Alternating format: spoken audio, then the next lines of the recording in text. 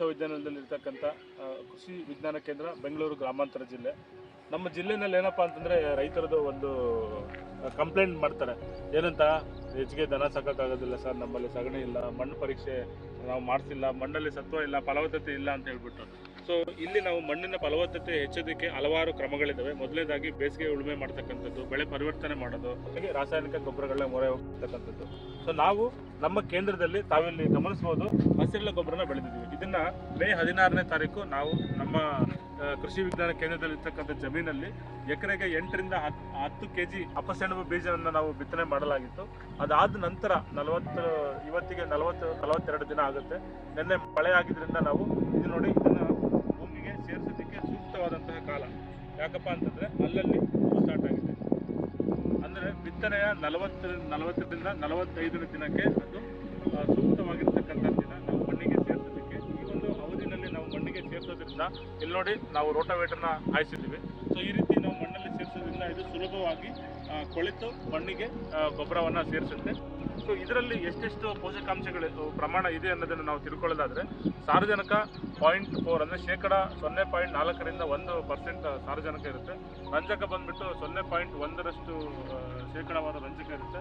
ಇನ್ನು ಪೊಟ್ಯಾಷಿಯಂ ಬಂದ್ಬಿಟ್ಟು 0.4ರಿಂದ 0.5% ರಂಜಕ ಇರುತ್ತೆ. ಅದರ ಜೊತೆಗೆ ಕ್ಯಾಲ್ಸಿಯಂ ಕೂಡ ಇರುತ್ತೆ ಈ ಒಂದು ಹಸಿರು ಗೊಬ್ಬರದಲ್ಲಿ. ಇನ್ನು ಬೆಳೆಯೋದ್ರಿಂದ ಕೊಟ್ಟಿಗೆ ಗೊಬ್ಬರನ ನಾವು ಕಡಿಮೆ ಹಾಕಿ ನೀವು ರಾಗಿ, ಜೋಳ, ಇತರೆ ತೋಟಗಾರಿಕಾ ಬೆಳೆನ ನಾವು ಬೆಳೆದಾಗ ಮಣ್ಣಿನ ಫಲವತ್ತತೆನ ಉತ್ತಮಗೊಳಿಸೋದಕ್ಕೆ ಅವಕಾಶ ಇದೆ.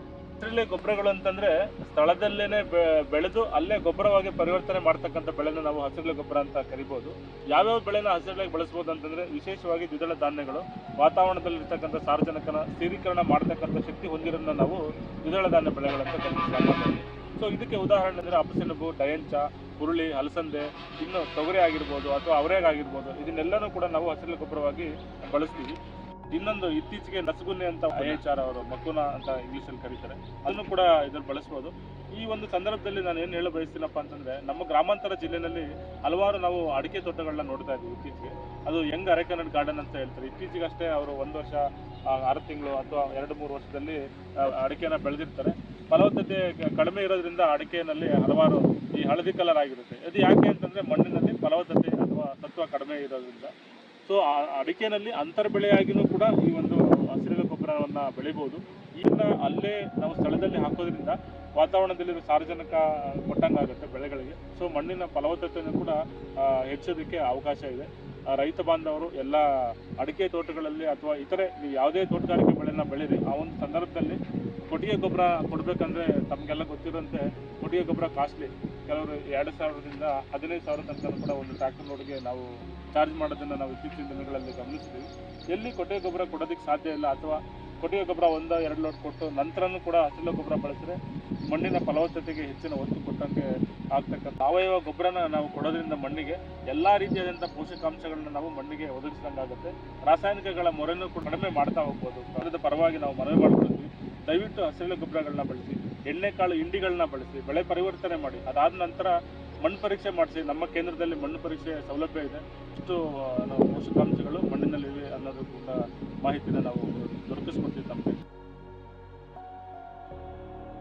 ಕಡುಬನ್ನು ಯಾಕೆ ಈ 45 ದಿನದೊಳಗೆ ಅದನ್ನ ಕಟಾವು ಮಾಡಬೇಕು ಅಂದರೆ ಮಣ್ಣಿಗೆ ಸೇರಿಸ್ಬೇಕು ಅನ್ನೋದನ್ನ ಯಾಕೆಂದ್ರೆ ನೋಡಿ, ಇದು ಸುಲಭವಾಗಿ ಈಗ ಮುರಿದೋಗ್ಬೇಕು. ಆದಂಥ ಬಲ್ತಂಥ ಸಮಯದಲ್ಲಿ ಇದು ನಾರಿನಾಂಶ ಜಾಸ್ತಿ ಆಗಿಬಿಡ್ತದೆ.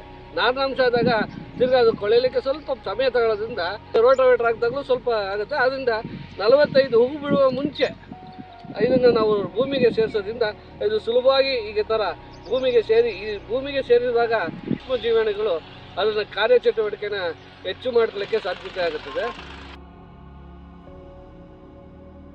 ಆಮೇಲೆ ಹೇಳ್ತಾ ಇದ್ರೆ ಏನೋ ಕಾಂಗ್ರೆಸ್ ಜಾಸ್ತಿ ಬರ್ತಾ ಇದೆ. ಅಲ್ಲ, ಇಲ್ಲಿ ನೋಡಿ, ನಿಮಗೆ ಆದ್ದರಿಂದ ಸ್ವಲ್ಪ ಕಳೆನ ನಾವು ನಿರ್ವಹಣೆ ಕೂಡ ಮಾಡಬಹುದು. ಇದು ನಮ್ಮಲ್ಲಿ ಕಾಂಗ್ರೆಸ್ ಗಿಡಗಳನ್ನು ನೀವು ನೋಡಿರ್ಬೋದು, ಎಲ್ಲೇ ಹೋದ್ರು ನಿಮ್ಮ ಕಾಂಗ್ರೆಸ್ ಗಿಡಗಳು ನಮ್ಮ ಗದ್ದೆ ತರನೇ ಬೆಳೆದಿರ್ತವೆ. ಸೊ ಈ ತರ ನಾವು ಅಳಿಸೋದ್ರಿಂದ ಇತರೆ ಕಳೆಗಳನ್ನ ಇದು ಸಪ್ರೆಸ್ ಮಾಡುತ್ತೆ. 80% ಕಡಿಮೆ ಮಾಡ್ಬೋದು. ಇದರಲ್ಲಿ 80 ಮಾಡ್ಬೋದು. ಈಗ ಖಾಲಿ ಜಮೀನಲ್ಲಿ ಏನು ನಾವು ಬರೀ ಮಣ್ಣು ತೇವಾಂಶ ಸಿಕ್ಕಿದ ತಕ್ಷಣ ಏನು ಕಾಂಗ್ರೆಸ್ ಬೀಜ ಏನು ಉದುರಿರ್ತವೆ, ಅವು ಇಮಿಡಿಯೇಟ್ ಆಗಿ ನಮಗೆ ಮೊಳಕೆ ಆಗಿ ಕಾಂಗ್ರೆಸ್ ಗಿಡದಿಂದನೇ ಕೂಡಿರ್ತವೆ. ಸೊ ಅದನ್ನು ತಪ್ಪಿಸ್ಬೇಕಂತ ಹೇಳಿದ್ರೆ ಈ ಥರ ಹಸಿರೆಲೆ ಗೊಬ್ಬರಗಳನ್ನು ಒತ್ತಾಗಿ ನಾವು ಎಕರೆಗೆ 8 ರಿಂದ 10 kg ನಾವು ಚೆಲ್ಲಿದಾಗ ಏನಾಗುತ್ತೆ, ಇವು ಒತ್ತಾಗಿ ಬೆಳೆಯೋದ್ರಿಂದ ಈ ಕಾಂಗ್ರೆಸ್ ಗಿಡ ಆಗಲಿ ಬೇರೆ ಇತರೆ ಕಳೆ ಗಿಡಗಳನ್ನು ಬರೋದನ್ನು ಇವು ನಿಯಂತ್ರಣ ಮಾಡ್ತವೆ. ಹಸಿರೆಲೆ ಗೊಬ್ಬರದ್ದು ಅನೇಕ ರೀತಿಯಲ್ಲಿ ಅನುಕೂಲಗಳಿದ್ದಾವೆ. ಅಲ್ಲದೆ ನಾವು ರಾಗಿ ಬೆಳೆಯಲು ಅಷ್ಟೇ ಒಂದು 10ರಿಂದ 15% ಇಳುವರಿಯನ್ನು ಕೂಡ ಹೆಚ್ಚಾಗಿ ನಾವು ಇದರಿಂದ ಪಡಿಬೋದು. ಇದನ್ನು ಈಗ ನೀವೆಲ್ಲ ಗೊತ್ತಿದೆ, ಇದು ಮೇ 15ನೇ ತಾರೀಕು ನಾವು ಇದನ್ನು ನಾಟಿ ಮಾಡಿದ್ದೀವಿ. ಈಗ ಜೂನ್ 26 ಇವತ್ತು ನಾವು ಇದನ್ನು ಭೂಮಿಗೆ ಸೇರಿಸ್ತೇವೆ.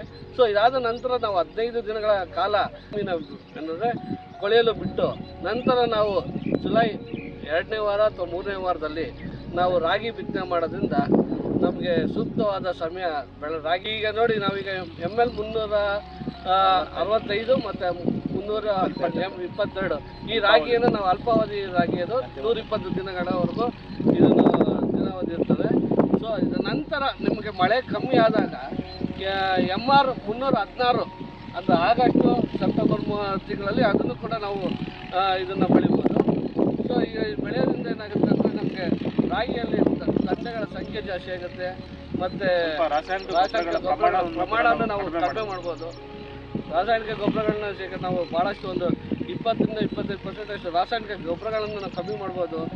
ಮಾಹಿತಿ ಕೊಟ್ಟಂಗೆ ನಮ್ಮ ಕೃಷಿ ವಿಜ್ಞಾನ ಕೇಂದ್ರದಲ್ಲಿ ಏನು ಅಪ್ಸೆಣಬು ಅಥವಾ ಸನ್ನೆಂಪು ಅಂತ ಹೇಳ್ತೀವಿ, ಅದನ್ನು ನಮ್ಮ ಈಗ ಏನು ಈ ಜಮೀನಿನಲ್ಲಿ ಬೆಳೆದು ಈಗಾಗಲೇ ನಾವು ಭೂಮಿಗೆ ಸೇರ್ತಕ್ಕಂಥ ಕಾರ್ಯ ಮಾಡ್ತಾ ಇದ್ವಿ. ಈ ರೋಟೋವೇಟರ್ ಅಂತ ಏನಿದೆ, ಟ್ರಾಕ್ಟರ್ ಮೂಲಕ ನಾವು ಇದನ್ನು ಭೂಮಿಗೆ ಹೂವು ಬಿಡೋದಕ್ಕೆ ಪ್ರಾರಂಭ ಆಗುತ್ತೆ. ಆ ಹಂತದಲ್ಲಿ ನೀವು ಇದನ್ನು ಭೂಮಿಗೆ ಸೇರಿಸಬೇಕಾಗುತ್ತೆ. ಮಣ್ಣಿಗೆ ಸೇರಿಸೋದ್ರಿಂದ ಭೂಮಿಗೆ ಅಥವಾ ಮಣ್ಣಿಗೆ ತುಂಬ ಫಲವತ್ತತೆ ಮತ್ತು ಅನೇಕ ಅನುಕೂಲಗಳನ್ನು ಈಗಾಗಲೇ ನಮ್ಮ ವಿಜ್ಞಾನಿಗಳು ತಮಗೆ ತಿಳಿಪಡಿಸಿದ್ದಾರೆ. ಬೆಂಗಳೂರು ಗ್ರಾಮಾಂತರ ಜಿಲ್ಲೆಯಲ್ಲಿ ರಾಗಿ ಸುಮಾರು 60,000 ಹೆಕ್ಟೇರ್ ಪ್ರದೇಶದಲ್ಲಿ ರಾಗಿಯನ್ನು ಬಿತ್ತನೆ ಮಾಡಲಾಗುತ್ತೆ. ಸಾಮಾನ್ಯವಾಗಿ ರೈತರು ಈ ರಾಗಿಯನ್ನು ಯಾವಾಗ ಬಿತ್ತನೆ ಮಾಡ್ತಾರೆ ಅಂತ ಹೇಳಿದ್ರೆ ಜುಲೈ 15 ನಂತರ, ಇವನ್ನು ನಾವು ಆಗಸ್ಟ್ 10-15ನೇ ತಾರೀಕುವರೆಗೂ ಈ ಒಂದು ರಾಗಿ ಬಿತ್ತನೆ ಮಾಡುವಂಥ ಕಾರ್ಯವನ್ನು ಮಾಡ್ತಾರೆ. ನಮ್ಮ ಬೆಂಗಳೂರು ಗ್ರಾಮಾಂತರ ಜಿಲ್ಲೆಯಲ್ಲಿ ತಮಗೆಲ್ಲ ತಿಳಿದಿರೋ ಹಾಗೆ ಮಳೆಯ ಯಾವ ರೀತಿ ಒಂದು ಬರೋ ಒಂದು ಸಂಭವ ಇದೆ ಅಂದರೆ ನಾವು ಬೈಮೋಡಲ್ ಅಂತ ಹೇಳ್ತೀವಿ. ಅಂದರೆ 2 ಥರದ ಮಳೆಗಳನ್ನು ನಾವು ಕಾಣ್ತೀವಿ. ಬಿಗಿನಿಂಗಲ್ಲಿ ನಾವು ಮುಂಗಾರಿನಲ್ಲೇ, ಪೂರ್ವ ಮುಂಗಾರಿನಲ್ಲೇ ಕೆಲವು ಮಳೆಗಳು ಬರ್ತವೆ. ಏನು ನಿಮಗೆ ಏಪ್ರಿಲ್ ಕೊನೆಯಲ್ಲಿ ಅಥವಾ ಮೇ 1ನೇ ತಾರೀಕಿಂದ ಅಥವಾ ಮೇ 10-15ರಿಂದ ನಿಮಗೆ ಜೂನ್ 1 ಹಂತದಲ್ಲಿ ತುಂಬ ಚೆನ್ನಾಗಿ ಮಳೆ ಬರ್ತಕ್ಕಂಥ ಒಂದು ಸನ್ನಿವೇಶ.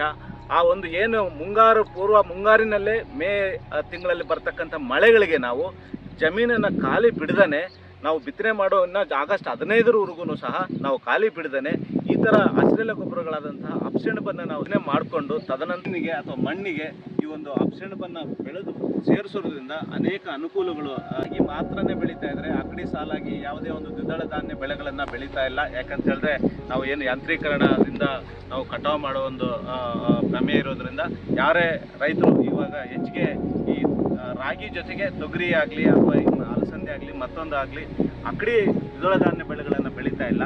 ಹಾಗಾಗಿ ಬರೀ ರಾಗಿ ಬೆಳೆ ಅಷ್ಟೇ ಬೆಳೆದ್ರೆ ರಾಗಿ ಕಟಾವು ನಂತರ ಬರೀ ಖಾಲಿ ಜಮೀನು ಬಿಡ್ತಕ್ಕಂಥದ್ದು ಮತ್ತು ರಾಗಿ ಬೆಳೀತಕ್ಕಂಥ ಒಂದು ಸನ್ನಿವೇಶದಲ್ಲಿ ಮಣ್ಣಿನ ಒಂದು ಫಲವತ್ತತೆ ಕಡಿಮೆ ಆಗ್ತದೆ. ಹಸಿರೆಲೆ ಗೊಬ್ಬರಗಳನ್ನು ಬೆಳ್ಕೊಂಡು ಮಣ್ಣಿಗೆ ಸೇರಿಸೋದ್ರಿಂದ ಮಣ್ಣಿನ ಫಲವತ್ತತೆ ಹೆಚ್ಚಾಗುತ್ತೆ. ಎಲ್ಲ ರೈತರು ಸಹ ಇದನ್ನು ಪಾಲನೆ ಮಾಡಿದ್ರೆ ಭಾಳ ಒಳ್ಳೆಯದು. ಹಾಗಾಗಿ ಇದರ ಬೀಜವನ್ನು ಏನು ಅಪ್ಸೆಣಬಿನ ಬೀಜ ಅಥವಾ ಸನ್ನೆಂಪು ಬೀಜ ಏನಿದೆ, ಇದು ಕೃಷಿ ಇಲಾಖೆಯಲ್ಲಿ ನಿಮಗೆ ಸಬ್ಸಿಡಿ ದರದಲ್ಲಿ ರೈತ ಸಂಪರ್ಕ ಕೇಂದ್ರಗಳಲ್ಲಿ ಲಭ್ಯವಿರುತ್ತೆ. ಅದು ಅಲ್ಲದೆ ನಮ್ಮ ಕೃಷಿ ವಿಶ್ವವಿದ್ಯಾಲಯದಲ್ಲೂ ಸಹ ಲಭ್ಯ ಇರತಕ್ಕಂಥದ್ದು. ಮತ್ತು ನಮ್ಮ ಕೃಷಿ ವಿಜ್ಞಾನ ಕೇಂದ್ರ ಬೆಂಗಳೂರು ಗ್ರಾಮಾಂತರ ಜಿಲ್ಲೆ ಆಡನಹಳ್ಳಿ ಇಲ್ಲೂ ಸಹ ರೈತರಿಗೆ ಬೇಕಾದಂಥ ರೈತರು ಬಂದು ನಮ್ಮಲ್ಲೂ ಸಹ ಈ ಒಂದು ಅಪ್ಸೆಣಬು ಬೀಜವನ್ನು ಖರೀದಿ ಮಾಡಿ ತಾವು ಬಿತ್ತನೆ ಮಾಡಿಕೊಂಡು ಮಣ್ಣಿನ ಫಲವತ್ತತೆಯನ್ನು ಹೆಚ್ಚಿಸ್ಕೋಬೋದು ಅಂತೇಳಿ ಈ ಸಂದರ್ಭದಲ್ಲಿ ಮನವಿ ಮಾಡ್ಕೊಳ್ತೀವಿ.